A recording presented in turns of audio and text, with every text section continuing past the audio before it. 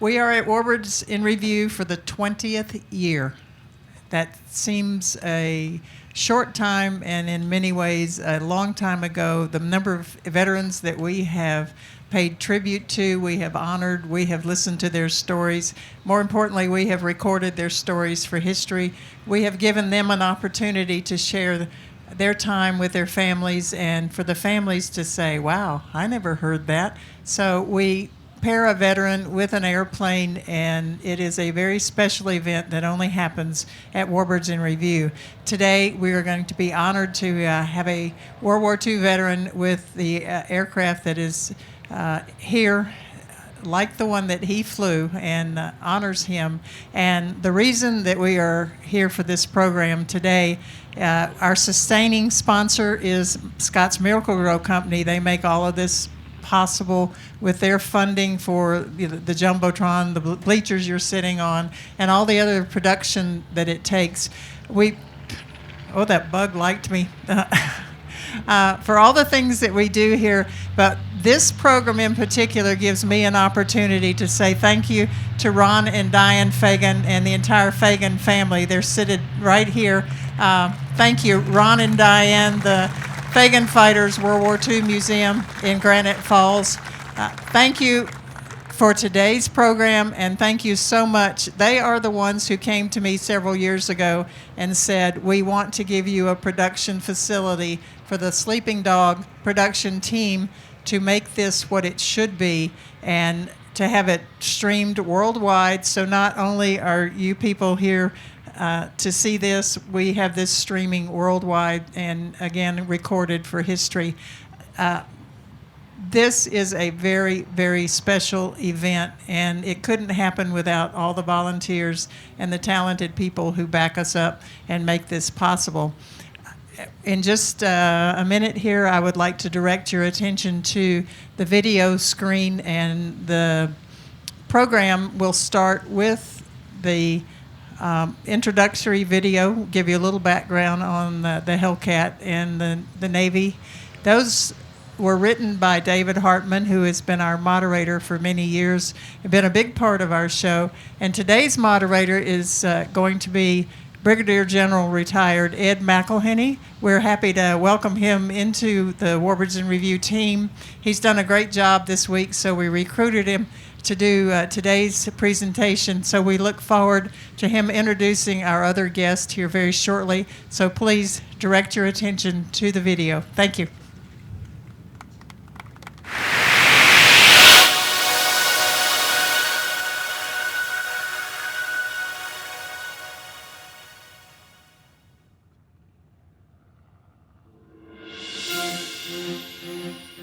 Donald McPherson entered the U.S. Navy on the 4th of February, 1943.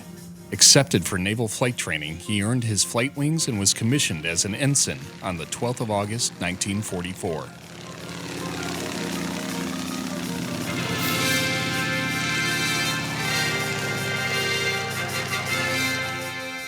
Don spent the next 4 months in tactical training in the Hellcat at Daytona Beach, Florida. Meet the Hellcat, the F6F, a single-engine, semi-low-wing combat airplane equipped for use on Navy aircraft carriers or as a land-based fighter. She is relatively easy to fly, and her armament packs a real wallop. Appropriately named the Hellcat, this airplane is known to be a match for any adversary, a fact already proved by the results of actual combat. From there, he was sent to Pearl Harbor for an additional training before being assigned as a replacement pilot for Air Group 83 based on Maui. But before Don could even begin getting settled in with the Air Group, he was sent the very next day to Ulithi Harbor to board the USS Essex, bound for the combat zone at Iwo Jima.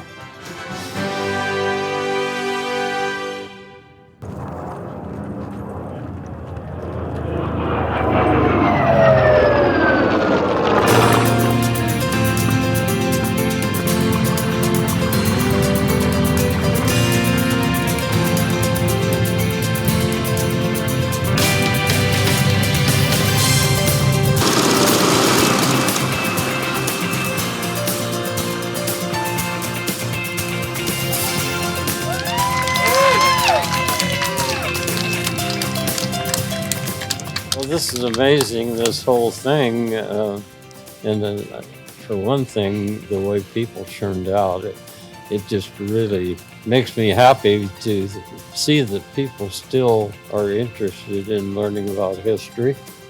It's been a real exciting experience for me, and I appreciate it, and thank you for both of you guys. You're a part of it. And for us getting to, represent Don's Hellcat has been a great thing, because Don and I have met, we've known each other for 4 years, and through our getting to know each other and talking, I've learned so much about the Hellcat, so many good things. It's just an honor to be able to talk with Don and know Don, to be able to have an airplane that he flew in World War II, and having Don give us permission to do that was so exciting. And the paint scheme, I think, is the coolest Hellcat paint scheme I've ever seen. But the best thing has been getting to know Don and getting to visit with him and hear all of his amazing stories, which are stories to me, but real life encounters for Don.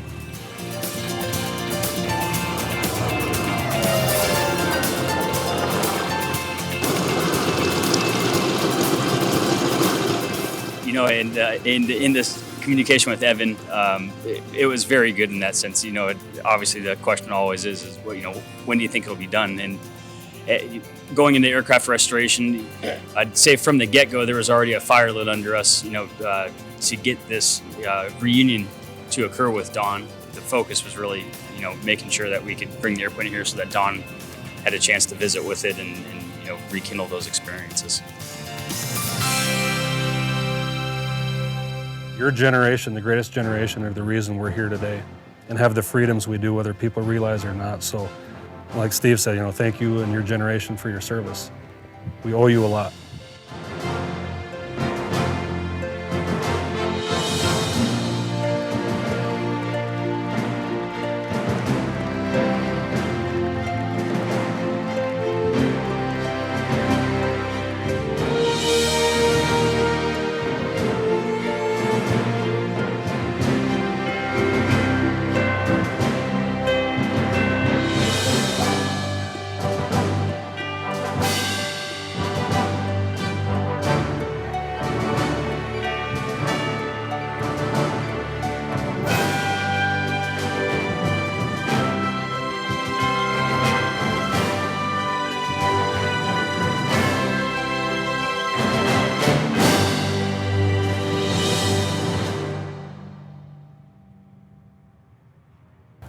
Welcome, ladies and gentlemen, and thank you, Connie, for that kind introduction.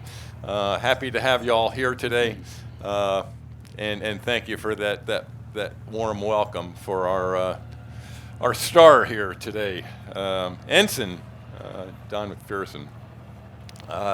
The other gentlemen we have up here, we've got Evan Fagen and Steve Hinton. Some of you may know them. They are also Warbird pilots, not quite as many hours as this gentleman has in the Hellcat, but nonetheless, we'll get into their details here later. If you all saw my presentation a couple days ago, I'm going to start this one about the same way, and that is first to recognize the veterans that we have in our audience today. And I'll just say now, please, veterans, Army, Air Force, Navy, Marines, Coast Guard, could I get everybody to rise if we have those veterans in our... Thank you very much.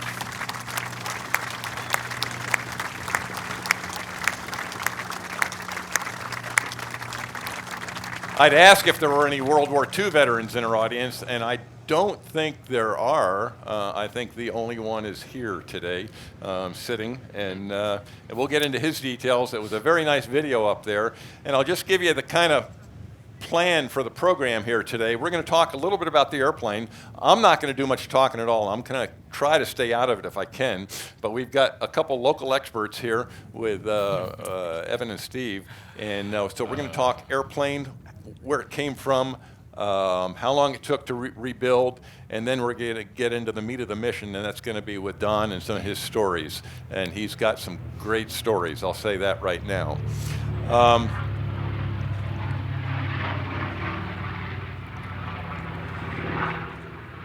And with that, I'm going to turn it over to Evan, I think, first, and he's going to talk a little bit about where this beautiful airplane came from. Afterwards, we're going to have some questions, and then y'all can walk around the airplane. And when you take a look at this airplane, I'll tell you right now, I can't believe how perfect it is. I mean, every nut, every bolt. The guys out there at Chino did a just absolutely spectacular job, and you'll hear about that later. But with that, I'm going to turn it over to Evan, and we're going to be sitting down today, so we'll be a little more casual. But Evan, go ahead. Tell us a little bit about the airplane and where it came from, kind of. You bet. All right, well, first of all, I'm Evan Fagen with Fagen Fighters World War II Museum, and we're located about 310 nautical miles southwest of here in Granite Falls, Minnesota. Our family started the museum to honor the greatest generation, and we've been open since 2012. My grandpa was a World War II veteran. He was in the infantry, wasn't a pilot in the war, but he was a pilot after the war. Got his license on the GI Bill, soloed in a Stearman, and flew the rest of his life up into his lower 90s. So we wanted to honor the greatest generation, guys like Don. And so we've been out there since 2012, and we've mainly had Air Corps airplanes, P-51. My dad and his crew have done P-40 restorations for a long time, and I kind of always was looking for some Navy stuff, and kind of quietly was looking for Hellcat for years, honestly, and got to a lot of dead ends, and ended up going to, we were lucky enough to go to Bob Hoover's birthday party out in Los Angeles. I know Steve was there too, and the Fagen Fighters Restoration Group put the fiberglass P-51 up on a pole for his Bob Hoover's birthday, and while we were there, we killed some time. We went to Chino, went out to Steve's place, and went through Yanks and saw this Hellcat in the Yanks Museum, and had the big shark mouth on it. And was talking to Frank Wright, who is, I think, the manager of the museum there. And I said, "Hey, is that for sale?" And he said, "No, this is our flagship. This is on our business card. We're not going to sell this ever."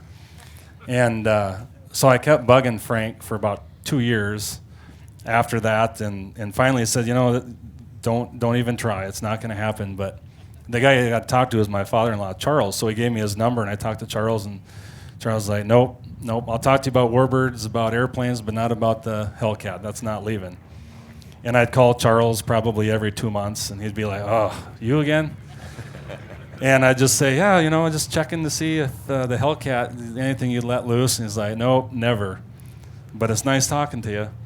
And Charles and Frank they were very nice to me about it, and finally, one day I was at work and I saw a California number, and usually if I don't know the number, I don't pick up, but I picked up, and it was Charles. He said, "If you want to buy it, you have to do it today."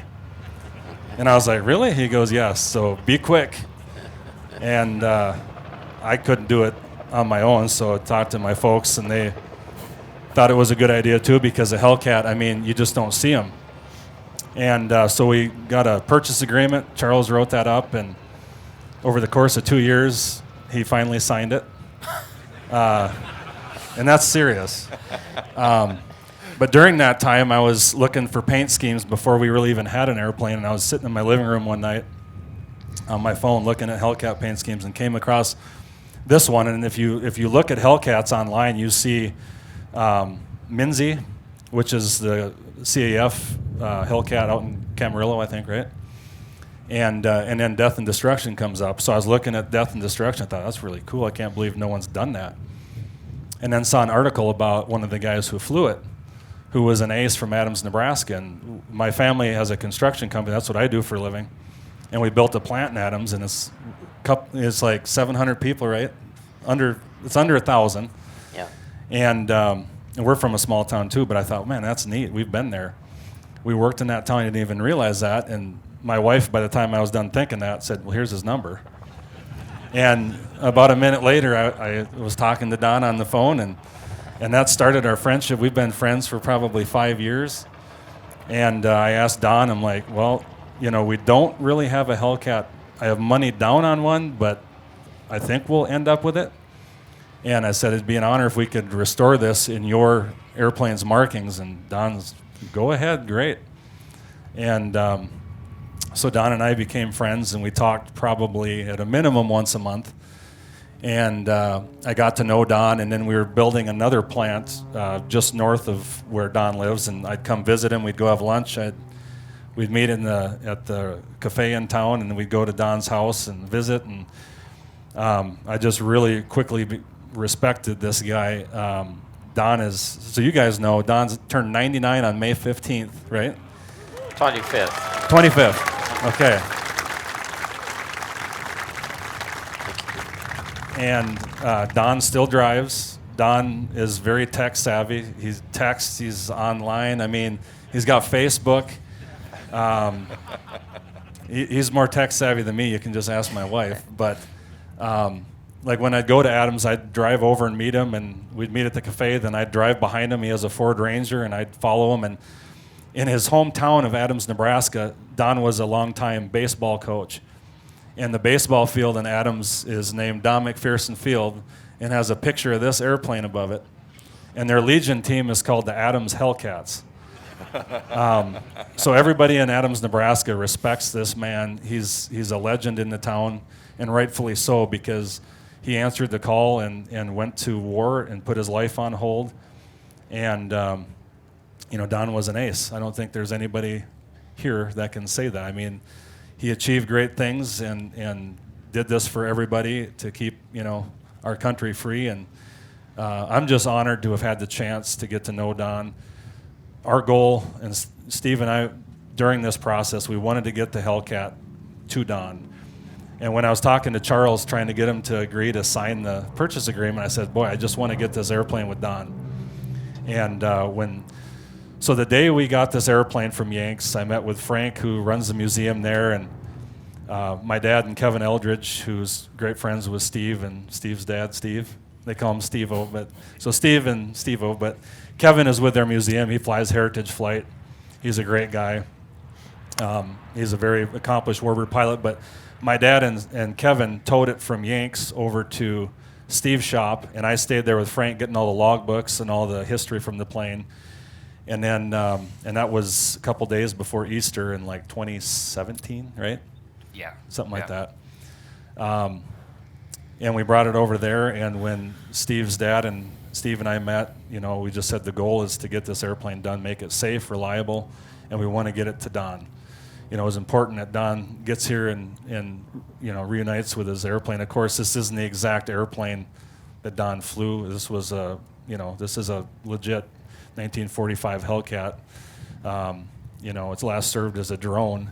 It's got a neat history of its own, but painted in his markings, we just really wanted to get this airplane to Beatrice, which is the airport closest to where Don lives, to reunite with him. And in March, I think it was March, we were able to do that. And I flew our Mustang down to Beatrice and got there a little bit before Steve. And the Legion Riders, and I'm sure a lot of you know what that is, they were in full force. There was probably 25. Dan, his grandson, sitting right there, he was there too. And there was American flags flying and probably 250 people there.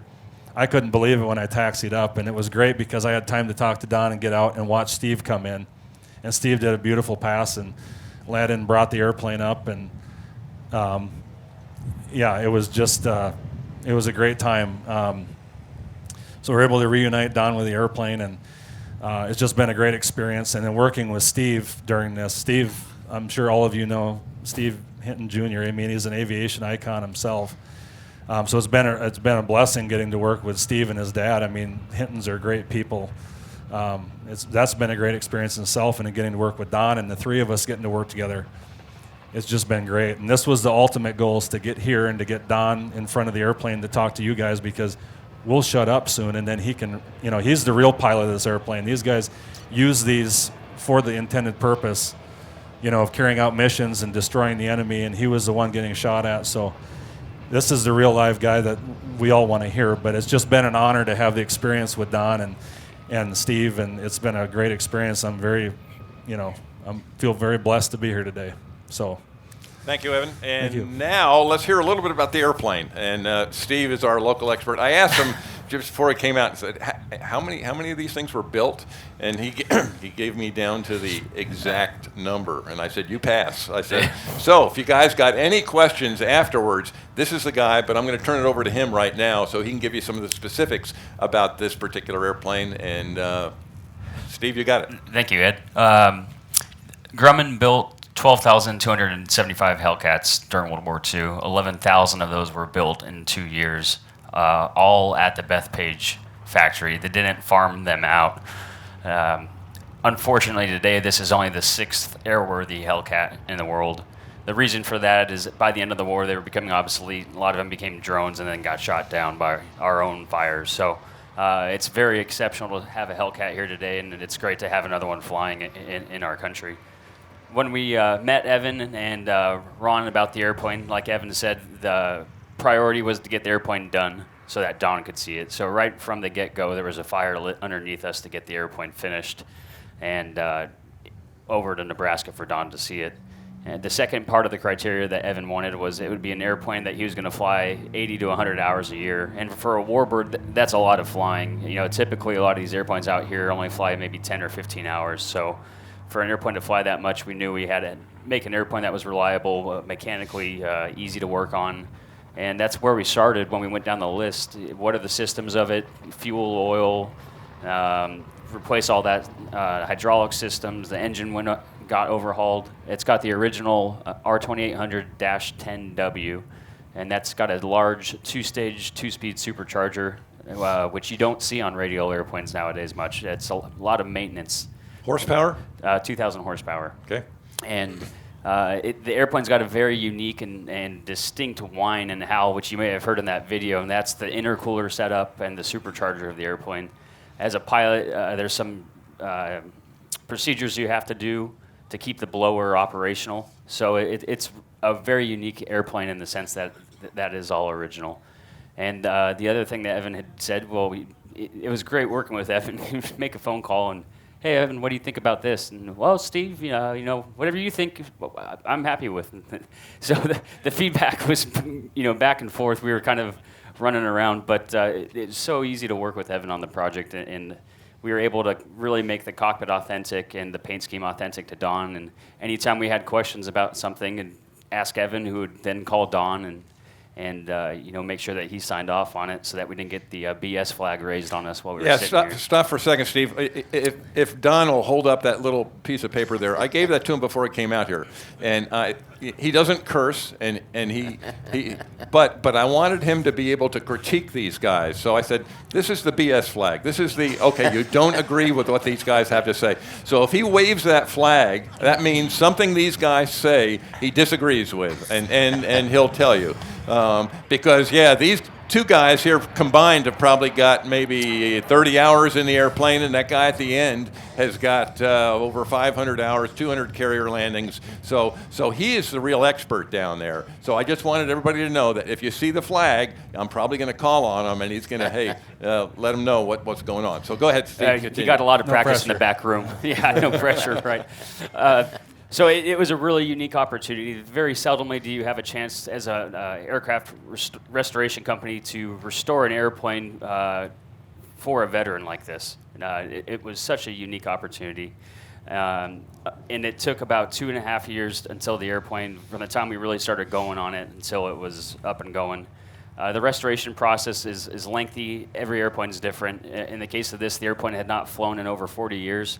And the fuel tanks were the original fuel tanks with a self-sealing gelatin around them, and they had not had fuel in them, so the interior cracked up and dried out, so all the fuel tanks had to come out of the airplane. And the Hellcat is kind of built like a layer cake, and there's hydraulics and wiring on top of all of that, so everything got gutted to get the fuel tanks out, and we kind of went at it that way. Throughout the process, the Hellcat, the blueprints for the airplane are only about 80% complete. Unfortunately, a lot of things had disappeared off the airplane through the years, so we were left to kind of look at some other Hellcats as a blueprint, look at the physical blueprints to come up with some of the bits that we needed. And the restoration community, too, it's not an island. There's so many companies out there. Everybody helps each other out, and Air Corps does the library bit, and then we had a lot of help from multiple companies in Idaho. It's really a team effort to do this, and it was great that we were able to get all these teams together, to get the product finished quickly. And you tried to build it as much stock as you could, basically. Correct. No yeah. major modifications anywhere. No major modifications. I was really happy with the fact that you could open up the pilot's manual to the airplane and sit in the airplane and everything's where it should be. A lot of the airplanes today are modified to where the pilot's manual doesn't have much to do with the airplane you're flying. So this airplane is authentic to where you can open up the pilot's manual and go fly the airplane. You watch a YouTube video on how to fly the Hellcat, and it's the same thing as this airplane. So, as we started getting the airplane together, we really didn't run into many problems outside of just the time that it takes to source stuff out. We had a couple engine issues off the bat, which curtailed us for a couple of months chasing that, and that's a lot of fun too. Once you get out of the nuts and bolts, you do gear swings, make sure the systems work. And then you start flying the aircraft, and if you have issues, you get into like a diagnosis type of state. And there's no check engine light that comes on, unfortunately, no OBS to plug in. So we rigged several gauges to figure out what was going on, located our issue, and got that remedied. And like Evan said, in March we were able to dodge some weather and get everybody's schedules together to where we could meet up with Don out in Beatrice. How about gross weight? Max gross weight? Gross weight's around 13,000 pounds. The way the airplane sits now, gross weight for it at the moment would be around 11,000 pounds. And how about speed? The Hellcat, surprisingly, is going to raise some eyebrows. It's got the fastest published red line speed of an American airplane during World War II, and that's 430 knots. And again, knots being the indicator there. The Mustang's 505 miles an hour. I think you would be hard-pressed to get a Hellcat to 430 knots. But nonetheless, the red line speed is put there based on the engineering and the way the aircraft is built. And I'm sure you've all heard about the Grumman Iron Works. When you see this airplane up close afterwards, you'll really see that it's built incredibly strong. Armored cockpit too, right? Armored cockpit. This is a Dash 5 Hellcat, so there were a few improvements that Grumman made over the Dash 3. The ailerons have a spring tab, which made the ailerons quite a bit lighter, more maneuverable. Grumman went and you see this overall, it was a glossy sea blue finish. They were looking at drag reduction, and they determined that the tricolor flat paint had an element of parasite drag associated with that. So they went to this overall gloss sea blue. They had water injection on the Dash 5 Hellcat. They had more armament. They could have rockets on the bottom of the wings, external stores. It holds 250 gallons internal fuel. So it really is an impressive airplane. And again, the fact that they built nearly 13,000 of them, but there's only 6 airworthy today, it's great to see another one in the sky. How about coming over the ramp, approach speed? These things are carrier-based. Carrier-based. Airplane stalls at around 70 knots. Okay. And that's the ailerons are extremely effective all the way down to the stall. They don't get real loose, don't get sloppy. So final approach 80 knots, 75 knots, and he's the guy to talk to about the carrier landings, obviously. And how about I know you've flown a variety of Warbirds. Easiest, hardest? Is this an easy airplane to fly compared to other Warbirds out there? The Hellcat is an easy airplane to fly, and that's another attribute that Grumman. They did an incredible job. They were trying to design an airplane that a 200-hour pilot could go, fly off of an aircraft carrier, land safely, and go head-to-head. The Zero was the predominant foe that the Hellcat was designed to combat, and the airplane's got a unique system with the flaps. They're electro-hydraulic, and for such a big airplane, you wouldn't think that it can turn very tight, but it can turn exceptionally tight, and the flaps are part of that reason. They deploy based on your speed, so as the airplane slows down, if the electric switch is down, the flaps will actually start extending automatically based on like a combat maneuvering flap. So the tighter you turn, the slower you go, the more the flaps deploy, and it can really turn on a dime. It's very maneuverable. And against the Zero, it's well armored. It's got 650 caliber machine guns, 400 rounds of ammunition each. So it is heavily armored in that sense, and really it won the Pacific War for the U.S. All right, thank you very much. We'll open it up to our specific questions later, but you're a wealth of information. Thank you. I appreciate it greatly. And you didn't get the flag. I didn't get the flag. That's the bonus right there. That's the real good news. He didn't. And with that, I'm just going to say I'm a former fighter pilot, also Air Force, and I bow down. I'm in the presence of royalty right here. Whenever anybody can be in the presence of an ace, yeah, there aren't many in this world at all. And this guy shot down 5 airplanes. He'll tell you some of it later, but it is an absolute honor. And I'm going to open it up to him, and Scott, my producer here, already told me that, hey, you're going to have to cut him off somewhere because he just wants to keep talking, and that's a good thing. So we got about a half an hour right now, and I'm going to open it up to Don and let him talk about his combat experiences. He was on the USS Essex. He's had, again, over 200 carrier landings, only one at night, as I remember. Okay, I think that's what he said. He can tell you that story. And got shot up out there. He'll tell you some stories. He says his very first mission was the mission where he got shot at and put some holes in the airplane. And I guess he learned his lesson after that and managed to stay out of the way of the bullets. Right. But yeah, let's see. 3 distinguished flying crosses, 4 air medals. Again, you don't see those guys every day. I was out here the other day, and we had 2 guys out here. We had Darrell Whitcomb and we had Dick Rattan, who were both also recipients of the Distinguished Flying Cross. So I am very honored at this point to open it up to Don and let him start to tell his story. And again, I'm the rudder of the ship here. I'm not going to say a whole lot. If I need to steer the ship in a little different direction, I will. But Don, where do you want to start with your stories? What do you want to talk about? This is Don McPherson, ace. Yeah. Thank you.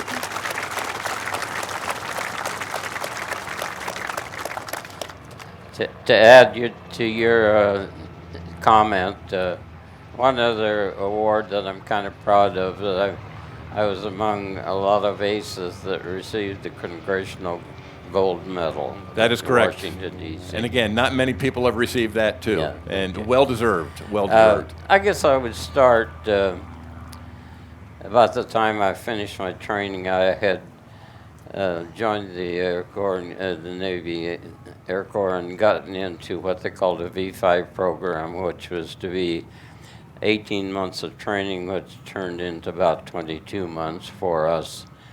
And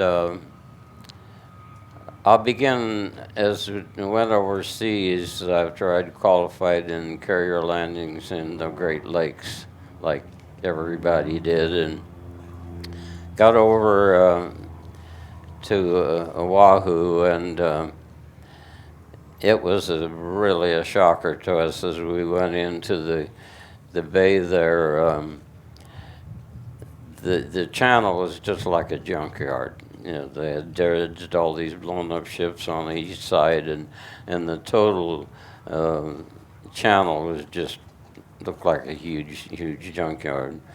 But then we had been assigned to a replacement unit, and we were stationed then at Barber's Point in the southern part of Oahu, and we were supposed to have been there for 3 months training. And of course, flying the Hellcat, we'd learned to fly the Hellcat at Daytona Beach before, and we got over there in this squadron, and it turned out then that I didn't get to complete my 3 months there with the unit because the Air Group 83 had formed on the West Coast, and then they moved to Maui to finish their training. And so when I guess some way or other they had a pilot that got killed in carrier landings. And so somehow my name come up, and I was flown over there one afternoon. And when I got over there, I had a kind of a shocker because I found out they were all packed ready to go to combat the next day.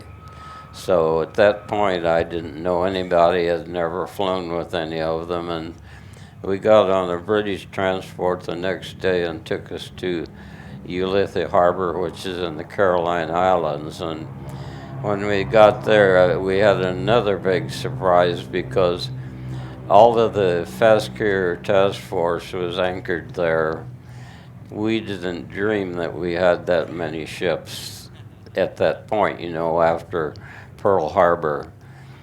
But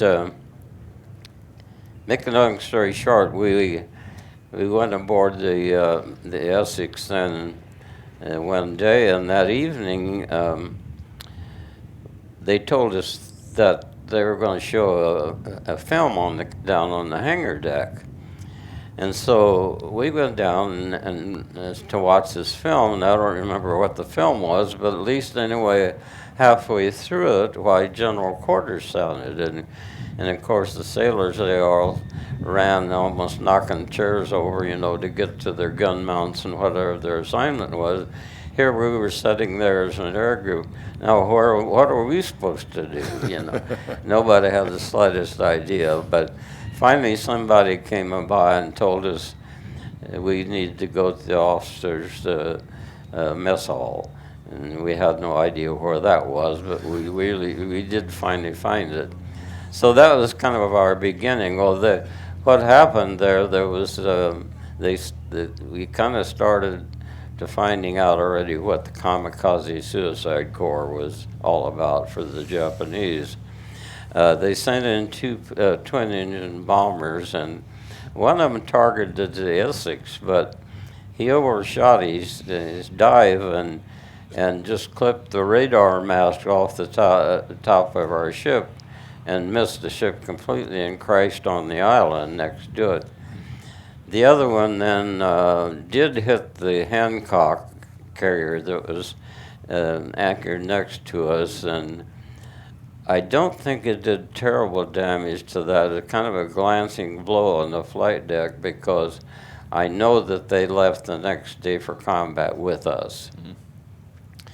So when we started then back toward the more active part of the war zone, why I was still an extra pilot, and so all I did for probably the first 3 or 4 days was just fly combat air patrol over the fleet, and of course there weren't any bogeys on the screen, so it was kind of routine. But so in the meantime, you know, we were divided into divisions of 4, and our call sign over the radio was Wonder 5. And so if you run across that name, you know it was our division. Wonder 5 Division took off one morning in the dark, and it rained during the night, and so the deck was wet, and this number 2 man in the division, his Hellcat got away from him and he went over the side into the water. Well, sometimes a pilot doesn't survive that. It kind of sucks him in under the ship, but he got by with it, and they picked him up and brought him back to the ship, and the next day, why, they did the same thing, and he again was off the side of the ship, so they decided, I guess he wasn't fit for combat duty, and grounded him, and then I took his place. I flew wingback on the division later, the rest of the war then, and of course, then naturally the first mission that I ever went on was flying with guys I'd never flown with before. So that was, you know, was a little bit hard on the guys. Was that first mission, was that a surface attack mission? Were you going out to attack the ground somewhere, trucks and yes. troops? Okay. Yes, it was over a strafing mission over Introductory airfield on Kyushu. Mm-hmm. And there again, we took off in the dark in order to try to catch them for, you know, get them out of bed, so to speak. Mm-hmm. And well, there was no airborne aircraft to worry about, of course. We saw a couple of them that were running toward their planes, you know, but so each of us picked out individually a target on the ground, and when I started into my dive, I spotted this big twin-engine bomber sitting on the ground that was called a Betty. We had nicknames for all of the planes, so we didn't have to remember those Japanese terms or Japanese names. And so I picked this one out, and I fired my rockets, and I stayed in my dive long enough, and of course started strafing too. I stayed in my dive long enough then to see that blow up, and then I was getting low enough I had to pull out pretty hard, pretty fast. And when I pulled out, my engine quit. Ooh. And so I had lost enough speed. You know, you can get about 400 knots in the dive normally is what we tried to do. And of course, I had lost some speed then, so then I could see tracers crossing in front of me. Well, it isn't real serious, you know, it's the engine quitting, because your propeller from the speed is still rotating, so it's cranking the engine. All you need to do is get gas to it. And so I grabbed we have an auxiliary pump they call a wobble pump, and I grabbed the handle and started pumping gas into it, and boy, that old big 2,000 horsepower engine, when it took, I got that surge, and that pulled me back into those tracers and so forth. So that's when I picked up a hold of my airplane. Okay. We were making our run toward the ocean, and so it wasn't very long till I was out of harm's way. And we were on radio silence, but I kind of did enough signaling to my division leader that I'd been hit, and he kind of pulled in underneath me and looked me over and gave me a thumbs up. He couldn't say anything terribly wrong. So on the way back to the ship then, why the Hellcat just didn't fly quite right. It just wasn't something wrong, you know. But by using trim tabs and so forth, why I got it to fly almost hands off, and got back and made a okay landing with it and everything. And you always have usually a sailor that's called a plane captain that comes in, and he crawled up on the wing and says, I see you picked up a little lead today. And I said, yeah, whereabouts? He said, well, there's a hole about a foot behind your back. He said. So luckily, that was, of all the missions I flew, that was the other time I come home. And that was the first one, the first combat mission. That was the first and only one. So. How about your first kill? What was the first airplane you shot down? Okay, that was then, I think, on the 6th of April. No, yeah, 6th of April. The war I'm going to say the war had changed at that point. It was a different type of war. Earlier, you know, the Japanese had more planes than we did and so forth, so there's a lot of aerial combat going on, but then this was the start of the kamikaze situation. And I'll tell you, in April, from March through April, it was terrible. They were sending kamikazes in all the time.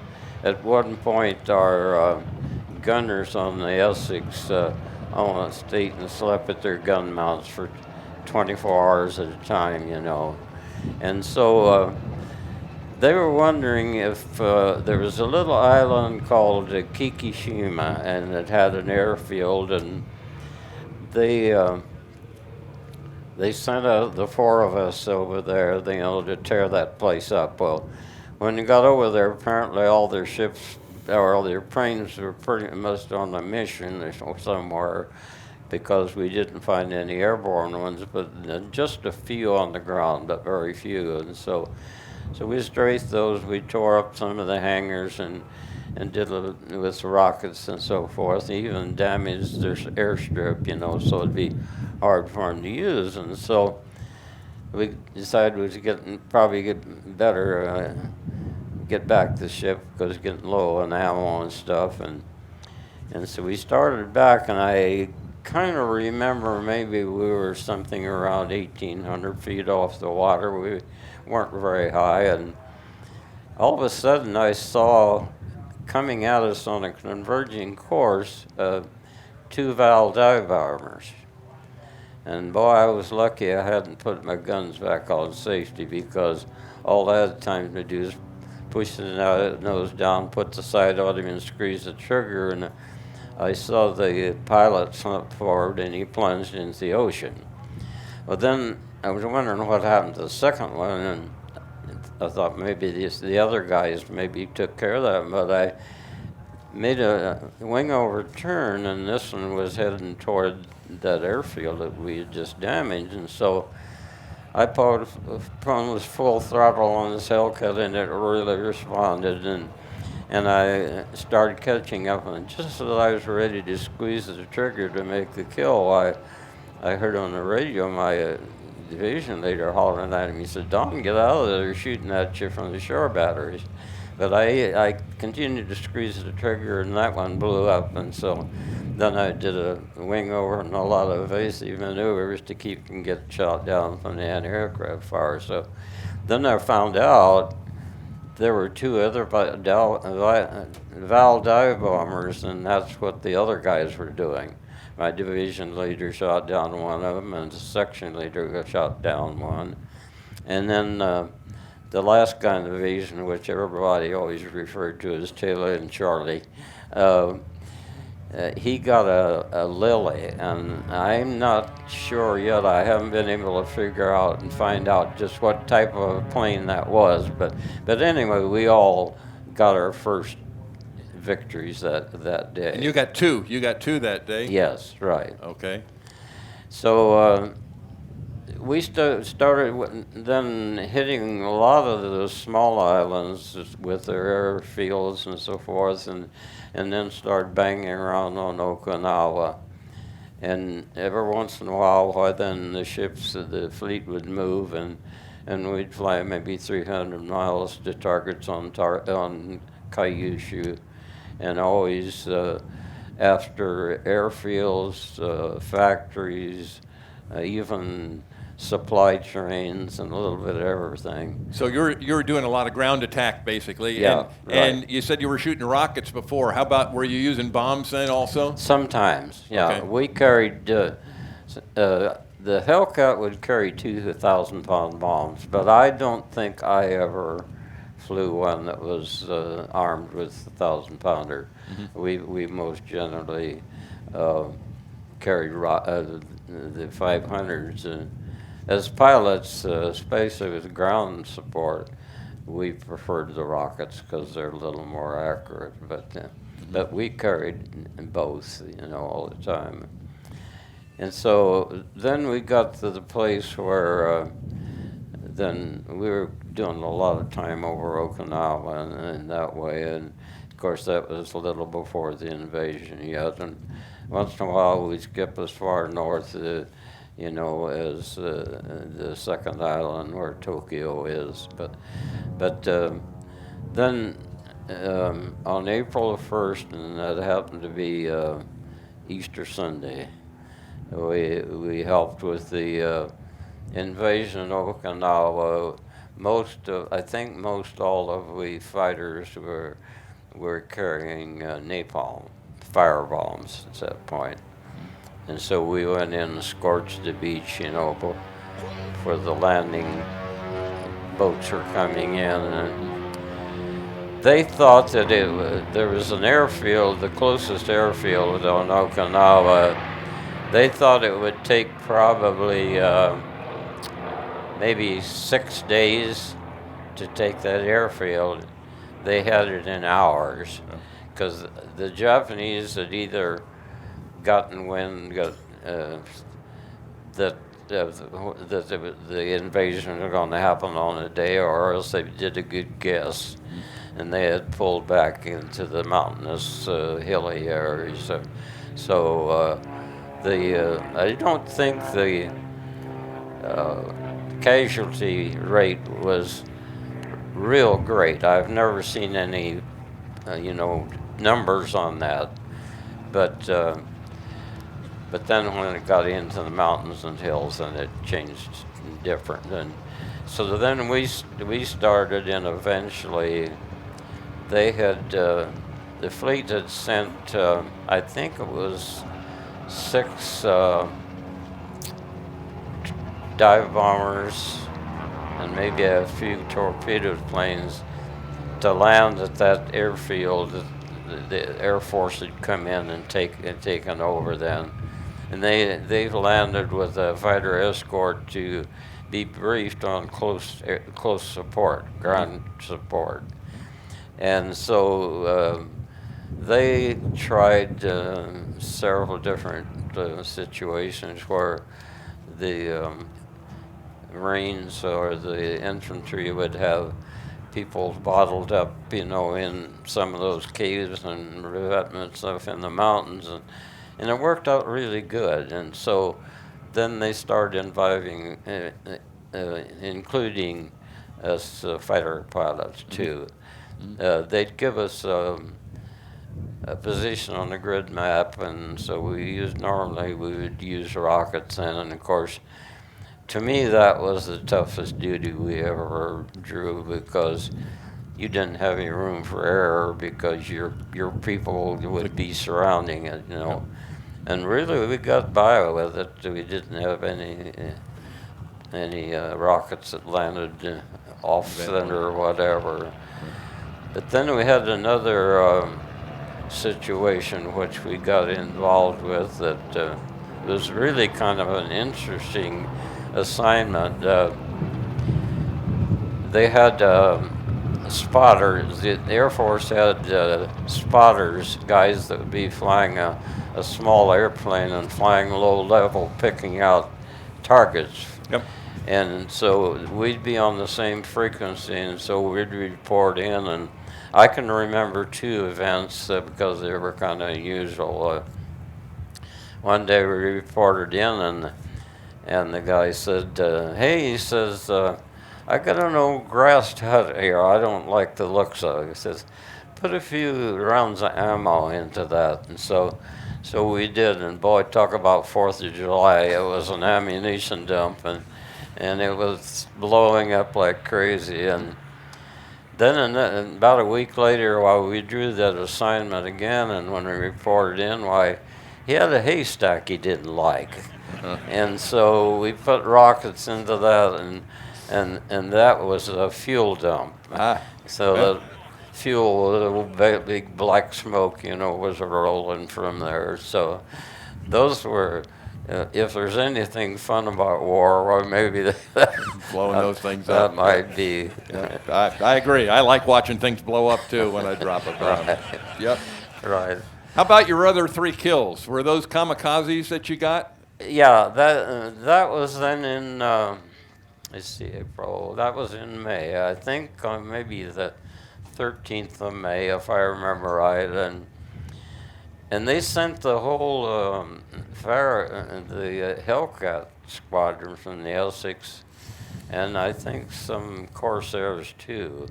And then there was some fighters from one other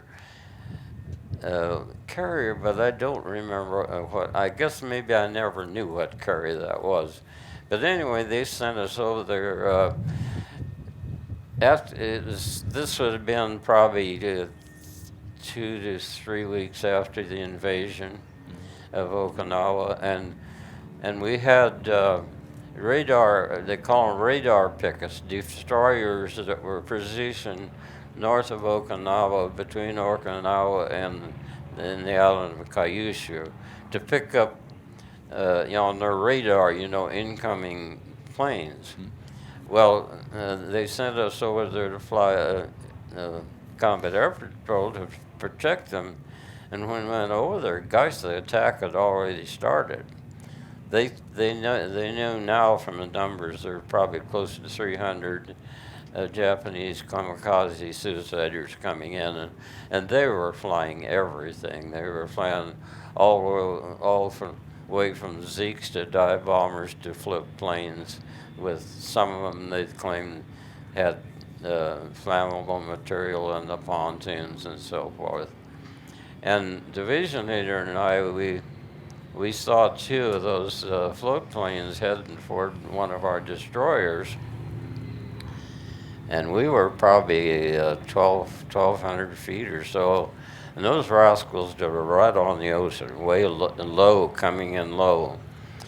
And so we pulled down on them, and they was so doggone slow. We didn't realize they were that slow, and we overshot the first one.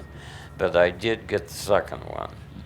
But then the division leader got on the radio, and he said, "Guys," he said, "split up and get all of them you can," he said. And so then that's the only time that we ever split up and fought individually.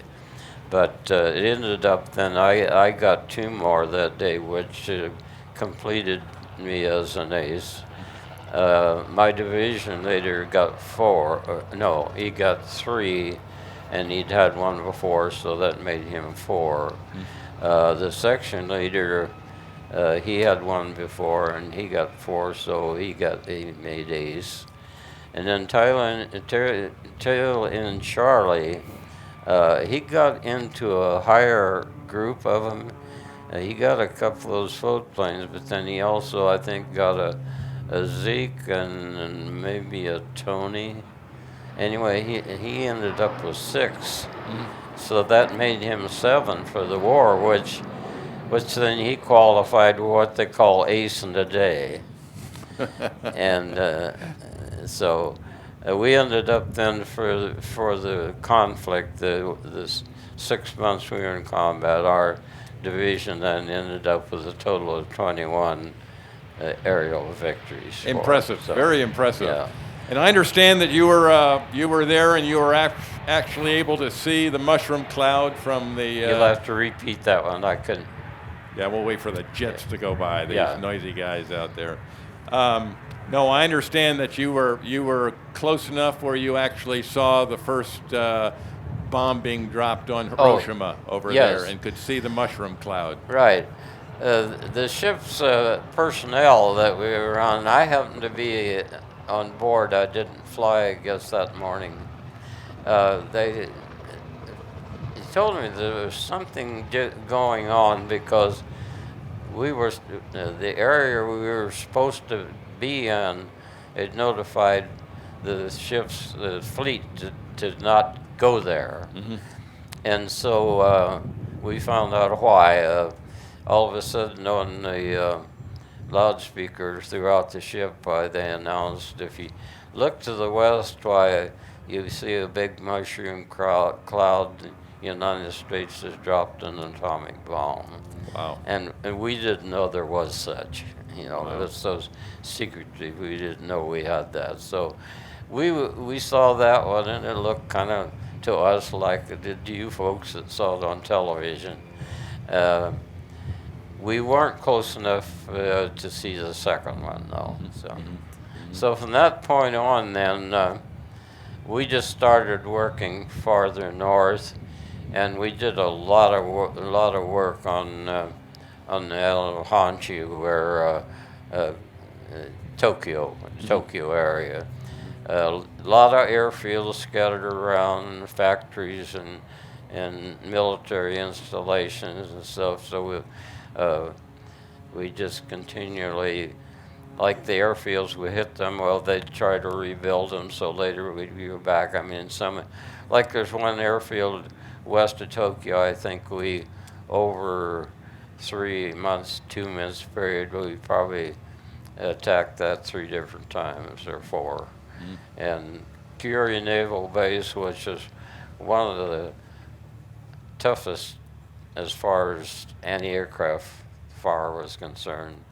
I know we hit that twice, and the big battleship Nagato, that was not their biggest one, but the next to the biggest one was anchored there, and with the dive bombers and so forth, we banged around on that all day, and went back the second day and started in again, and then they called the leader and told him that according to some of the film that the people had taken, that we had sunk it the first day of it sitting on the bottom. So So we were banking on something where we didn't need to be at.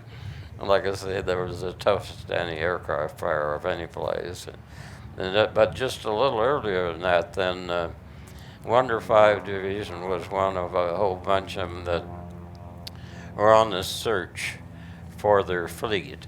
And we didn't, in our section that we covered, we didn't find the Yamato, their big battleship.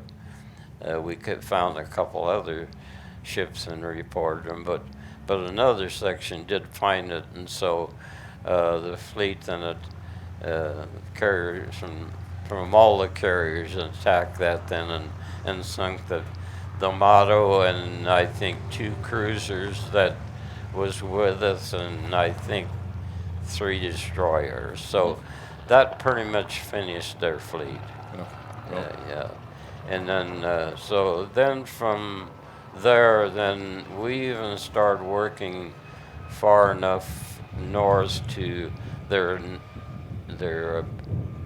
most northerly big island of Hokkaido. And one of the interesting things that happened there, was they had rail ferries. They had 6 of those. And they would carry, they'd load, with a train track, they load a train on it, and then take it from Honshu to Hokkaido and back and forth hauling supplies. So we sank 4 of those one day, and we hit the 5th one, but it got beached, so it actually didn't sink, but at least it was put out of commission. When you sank them, did you sink them with a bomb, or did you sink them? Bombs and rockets. Okay. Yeah. Okay. And then I have to tell you kind of a unusual story about another pilot situation. This was in northern Honshu. There was a bay, and one of our pilots got shot down and had to land in that bay. Well, it was way too late to go pick him up. And so the next morning, they sent out 2 float planes. The cruisers and the battleships had float planes that they could set in the water. Yep. And they used those for rescue a lot of times. They sent 2 of those with a fighter escort, and this pilot, his last name was Kumbi, and he'd gotten out and he swam ashore that night, and he stayed in a wooded area that night. Well, he said that during the night, it was right, the train tracks that went right along there, and here come a train, and it stopped, and Japanese soldiers started piling out of there, and he thought they were probably looking for him, but if they were, they didn't find him. And so, with this rescue mission, when they got there, one of the pilots went in and landed, and of course, Kumi, he swam out then, so he could be picked up, and the pilot, he got as close to him as he thought he dared to, and then he stood up in the cockpit to throw a rope to him, to help pull him in. He lost his balance and fell out of the cockpit, and when he fell out, he accidentally kicked the throttle. So here goes his plane taxiing off, It's lucky we sent 2, because the other guy, he landed and picked up both pilots. And I'll tell you another rescue one, and the reason I want to tell you this is that they did everything they could to pick us pilots up if they needed to. And this particular one, why Wonder 5 was involved. This pilot got shot down out in the ocean, and we, it was late in the evening, And so they sent us then out with just one float plane and picked the pilot up. And the plan was then, see, the float planes were so slow that they knew that he could not get back, and so he could get picked up in the dark. So the plan was then, after he picked up the pilot, well then he flew. We had rescue subs, and we had those charted on our maps. And so we were then to fly to this rescue area, and then that plane landed, and those pilots got aboard the submarine.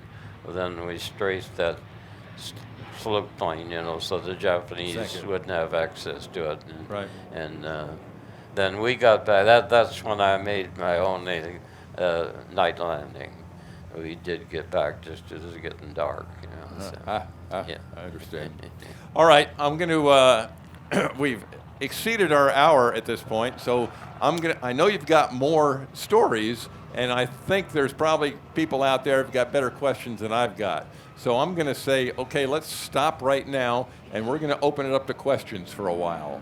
So there's Melissa. She's got a microphone, and go ahead, over there in the corner.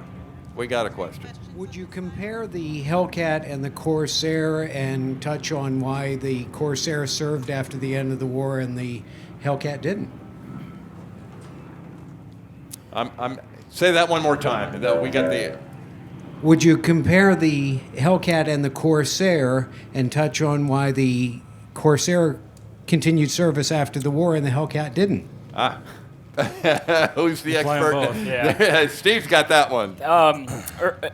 Early on in when they were building the Hellcat, the Corsair actually flew right around the same time, but the Corsair had it was delayed in getting carrier qualified.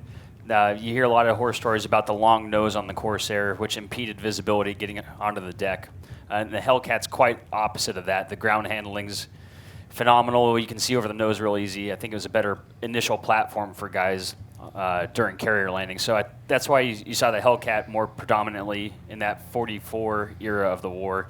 Once they started getting those issues sorted out with the Corsair, bigger engines, of course. The Corsair airframe was a little better suited to adapt over time. The Hellcat was obviously based on the Wildcat, but it was built quickly to go do a certain mission. And the Corsair lended itself to, again, adapting over time. So I think that's why you saw the Corsair later on in the war. Once it got carrier qualled, it could carry a little more armament. It was a little heavier set that way, and then the engines that they continued to put on the aircraft, a four-bladed prop in the Dash 4 Corsair, and then ultimately in Korea, they built Corsairs in the 1950s with the Dash 7. So to answer your question, I think once the quirks were worked out of the Corsair and it became a pilot-friendly airplane, the aircraft lent itself better to adapt over time than the Hellcat did. I'd add one thing to that. The Hellcat a 19-to-1 kill ratio. The Corsair was 16-to-1, so that was great for both of them. Absolutely. All right, other questions out there? Nobody? There's one. Oh, all right, we got one here.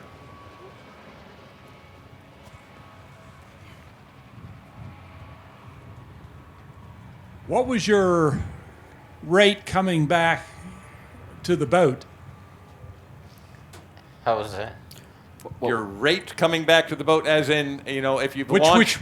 Which wire did you catch? Which wire? Okay, which wire on the Essex would you try to catch? How many wires were there? There's four now. Yeah, there's 4 wires, and you kind of aim for the second one, and most of the time that the landing signal officer handles that. They bring you in about 7 knots above stalling speed, and of course when he gives you the cut, you chop the throttle, and it's pretty well ready to stall, so it comes down.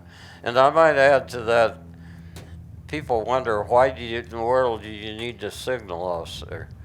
Well, basically, it's because of the pitch of the deck. The ocean is hardly ever calm. So that deck is always moving, and you can tell it a little bit, you know, when you're flying in, but basically when you make that last tight turn into the groove, why you have your goggles over your eyes, you have your head kind of outside so nothing obstructing, and you watch him. You never look at your gauges, and you'll tell by his paddles whether you're high or low, and he brings you in. How was your night landing? The night landing? Yeah, your one night landing, how did you do? Actually, it went reasonably well. I was a little concerned, but it went well. I got a question about the Combat Air Patrol. How many planes in the Combat Air Patrol, and how far out from the carrier did you fly, and how long did you loiter in the area?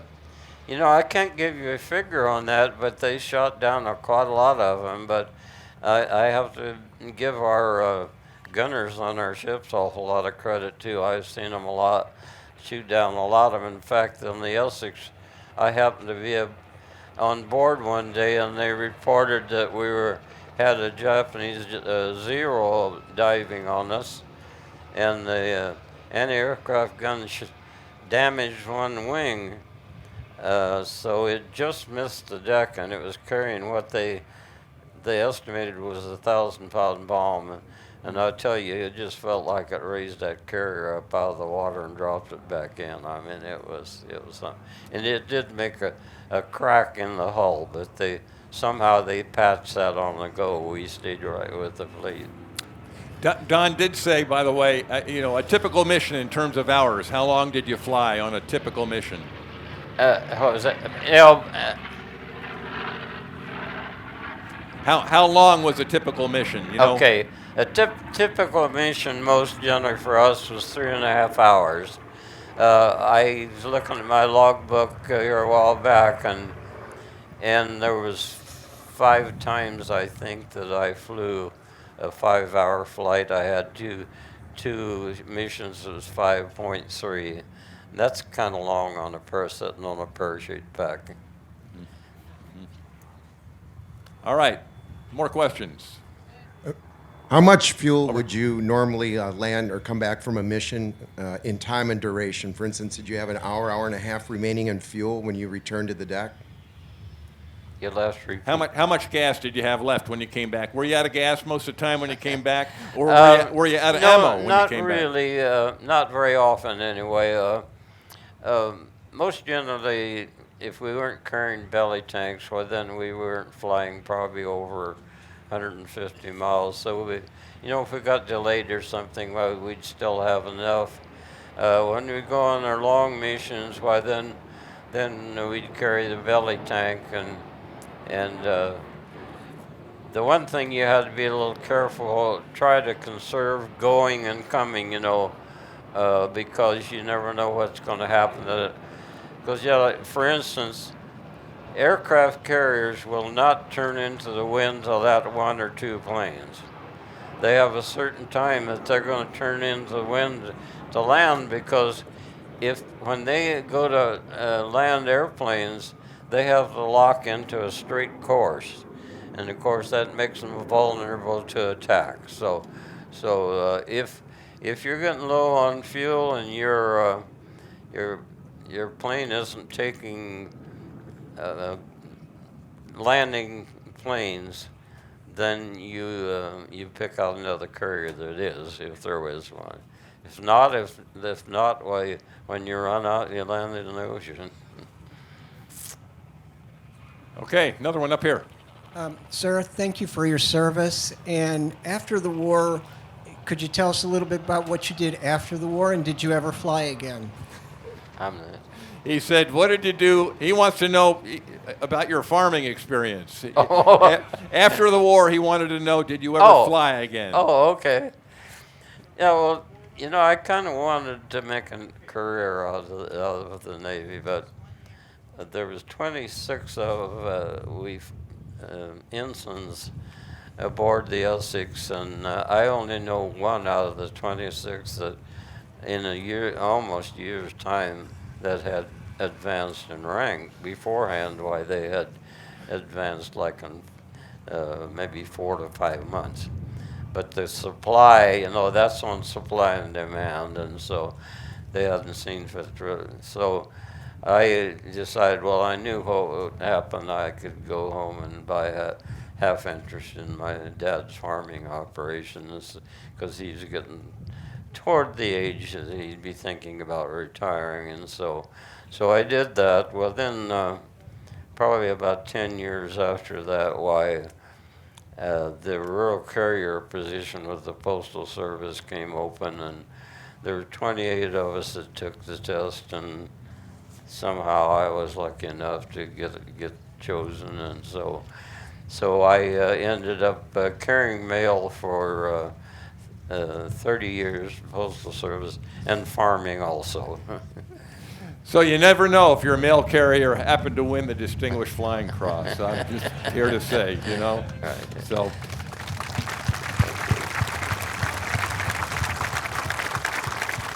All right, with that, Ensign McPherson. Thank you. I have to say thank you. It has been an absolute honor to have you here, to hear your stories.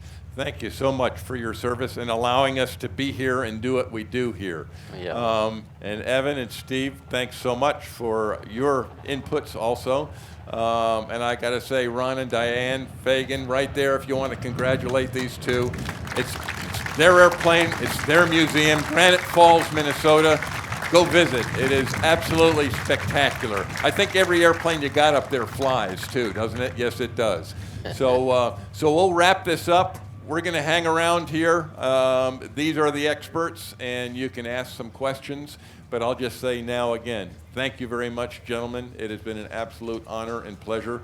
And you guys fly safe out there, okay? Yeah. Thank you, Ed. All right, thank you. Thanks to Ladies you. and gentlemen, General McElhenney and all you guys, thank you very, very much. And for those of you who have any more questions for Don McPherson, he's agreed to go over to the tent, the umbrella area here, and we do have a few pictures that he will be able to sign. They're just black and white. He has not written a book yet. Maybe we'll get his grandson to help him write a book, but Don will be hanging around for a little bit. And once again, thanks to the Fagens and all the people who made this presentation possible. Thank you.